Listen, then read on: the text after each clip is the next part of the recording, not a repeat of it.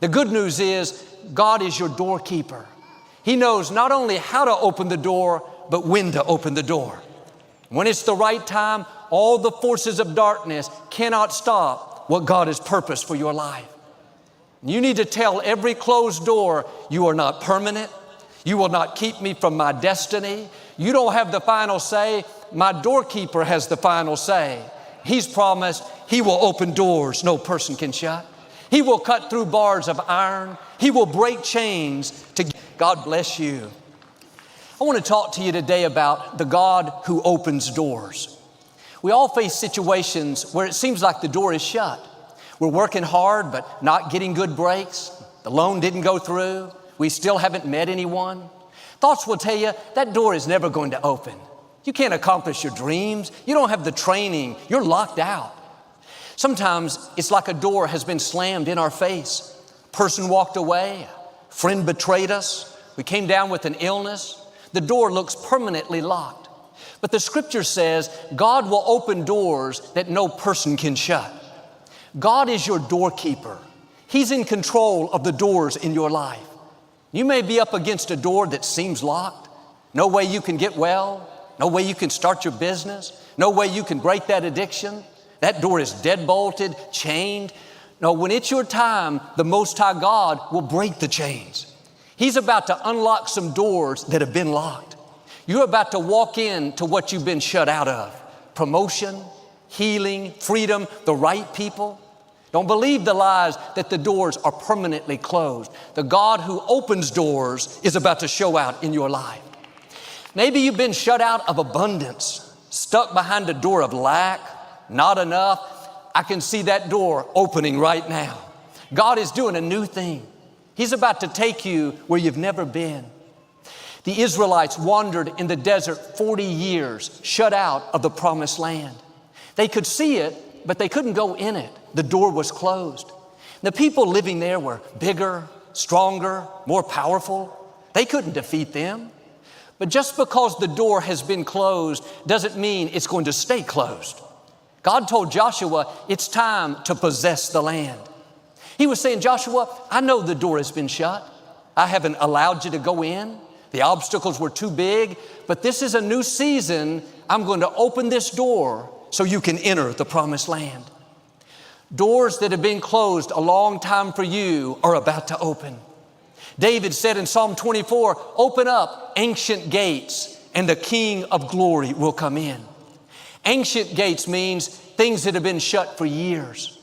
Doors that have been closed in your family line for generations. Things you've been shut out of. Dealing with addictions, depression, low self-esteem, mediocrity. Those ancient gates are about to open up. Like the Israelites, you're about to walk into your promised land, to blessings, freedom, wholeness, success. I can see chains breaking right now.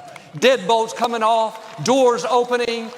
You're coming out of generational curses, generational limitations, generational struggles into generational blessings. What's been stored up for your family is about to be released with you. What's been held back, what should have been yours, it's not lost, it's been accumulating. Ancient gates are going to open up. You couldn't make this happen. It's the King of glory. It's the Most High God. It's your doorkeeper doing what only He can do. And here's the key. The doors that have been closed weren't closed by accident. God was getting you prepared for what's next. The scripture says He didn't take the Israelites the shortest route to the promised land because they weren't ready for war. They would have been defeated by their enemies. That time you've been shut out, the door has been closed, was not wasted. God was doing a work in you, getting you stronger, making sure you could carry the weight of glory. You were faithful. You kept doing the right thing. You didn't complain when it wasn't fair. You didn't get bitter over who did you wrong. You passed the test. You proved to God that you would be faithful. Now you're going to come into favor, resources, opportunities. You're going to see what your parents and grandparents dreamed of. You're going to walk into the blessing that they prayed for.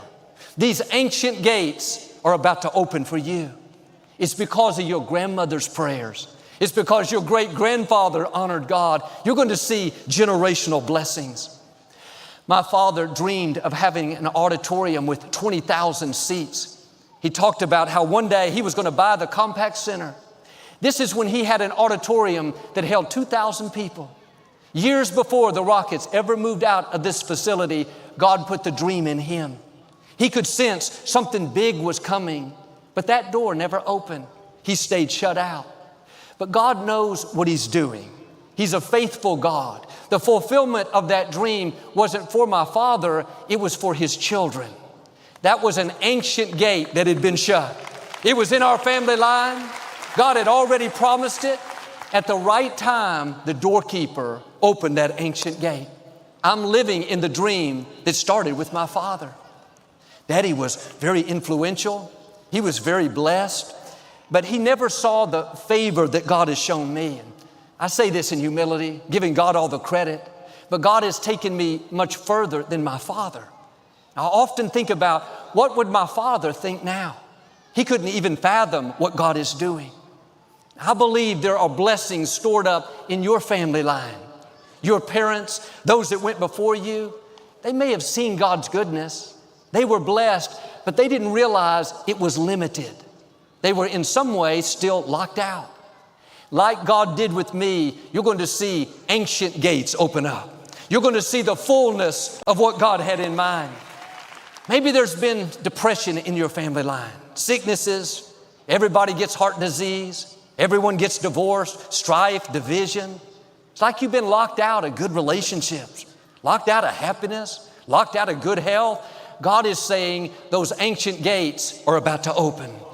Doors that have been shut for your family, chains that have limited you for generations are being broken. God is releasing you into increase, into new levels, into something that you've never seen. It wasn't what you did, it was the doorkeeper showing you favor, bringing the right people, freeing you from that addiction, lifting you out of the struggle and lack into more than enough. Now get this down in your spirit, doors are about to open. God's going to take you where you can't go on your own. Chains that have kept those doors locked, they're deadbolted, they look permanent, they are no match for our God. Psalm 107 says, He broke down their gates of bronze. He cut in two their bars of iron. You may have struggled with the sickness a long time. Looks like you'll never get well. The door to health has been chained, so to speak. I can see the chain breaking.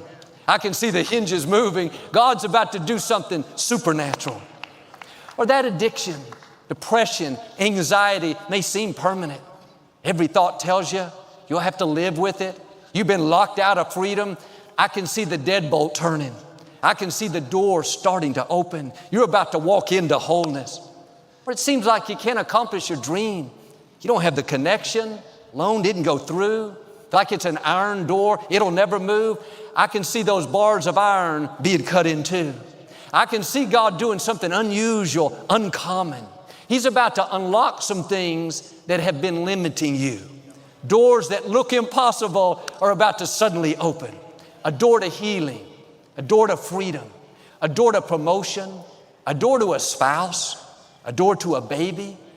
The report may say you can't have children. You've tried everything. Seems like the door is locked. Medically speaking, it's not going to happen. No, get ready. The doorkeeper is about to open up your womb.